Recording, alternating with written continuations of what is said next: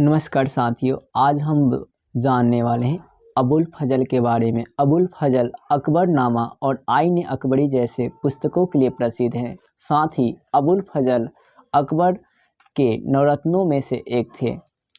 अबुल फजल का जन्म 1551 में यूपी के आगरा में हुआ था, परंतु ये मूल रूप से निवासी अरब के थे। इनके पिता का नाम शेख मुबारक था।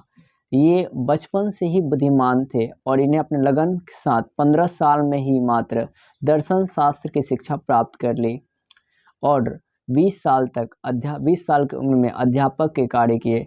इसी बीच इन्हें एक किताब मिली जिसको दिम्मा खा गया था, मतलब उसके पन्ने फट चुके थे। इस तरह से आप बोल सकते हैं, यानी कि पूरे कोई जीवाणु से नष्ट कर चुका था। उसमें इन्होंने अपने शब्द जोड़े और उसका फिर जब वो किताबे के पन्ने फटे हुए पेज जो मिले तो जब शब्दों को जुड़ा गया तो पता चला कि दोनों ही शब्द अलग हैं, परंतु दोनों के वाक्यों का भाव एक ही जैसा मिलता था।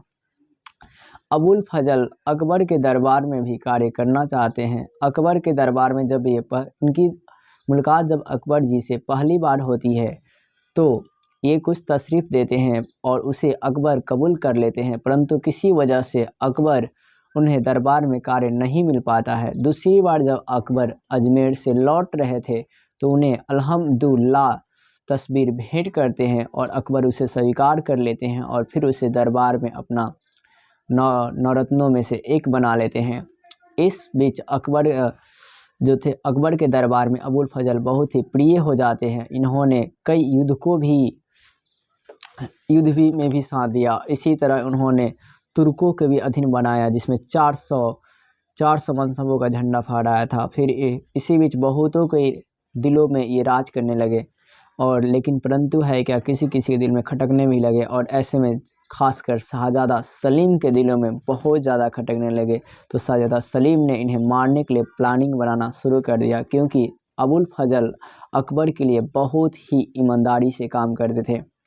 प्लानिंग के जो है शाहज़ादा सलीम की कार्यरत हो गई और एक स्थिति ऐसी है जिसमें अबुल फजल की हत्या कर दी गई। और हत्या करने के बाद जब ये बात अकबर को पता चली तो अकबर ने अपने शाहज़ादा सलीम से कहा कि अगर तुम्हें गद्दी ही चाहती तो मुझसे मांग लेता, मैं दे देता, मेरे दरबारी को क्यों मार दिया।